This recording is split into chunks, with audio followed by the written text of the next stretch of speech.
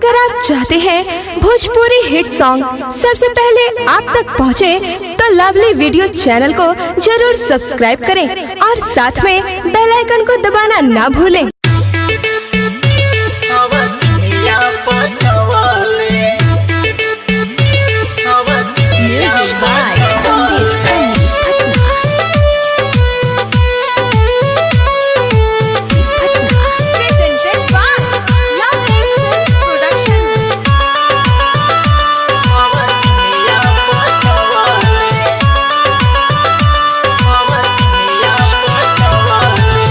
कौन कमी रहे ना हमके बतावले, कौन कमी रहे ना हमके बतावले,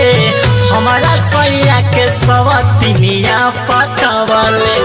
हमारा सैया के सवतिनिया पटावले। कौन भतर खटनी ही मतिया के मारलस, कौन भतर खटनी ही मतिया के मारलस, बियावा हमारा ओकर में अझुरावलस, हमारा सैया के सवतिनिया पटावले, हमारा सैया के सवतिनिया पटावले।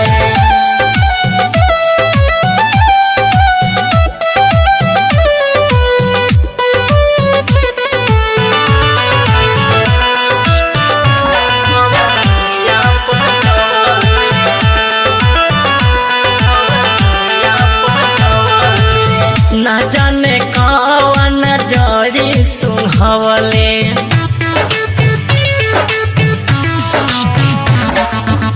ना जाने कौन जड़ी सुनहवले,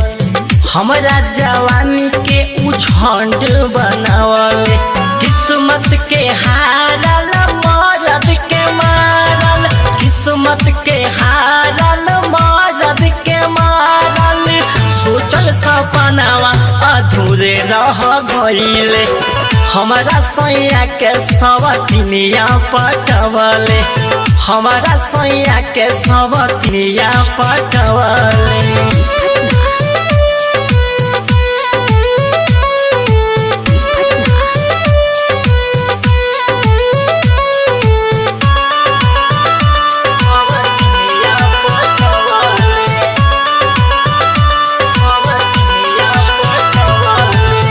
रोवे जवानी संग घर के बिछावाना,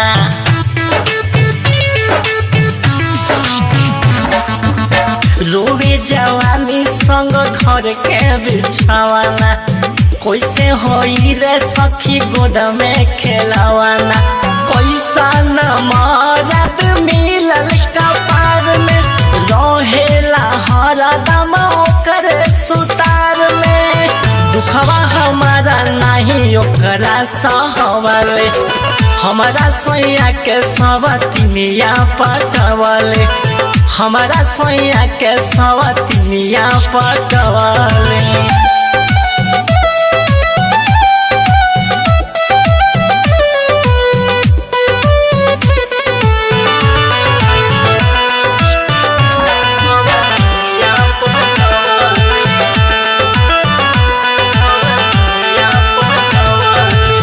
केकरा से कहीं अपन दिलवा के बतिया,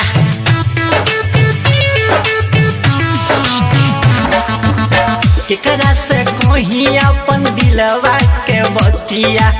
सुते अकेले रोज बिछा के सखी खटिया, राइटर अमरजीत सुनील सरवन, राइटर अमरजीत सुनील सरवन, सिलहर सावरिया ना बतिया के मानले, हमारा सैया के सवतिनिया पटावले,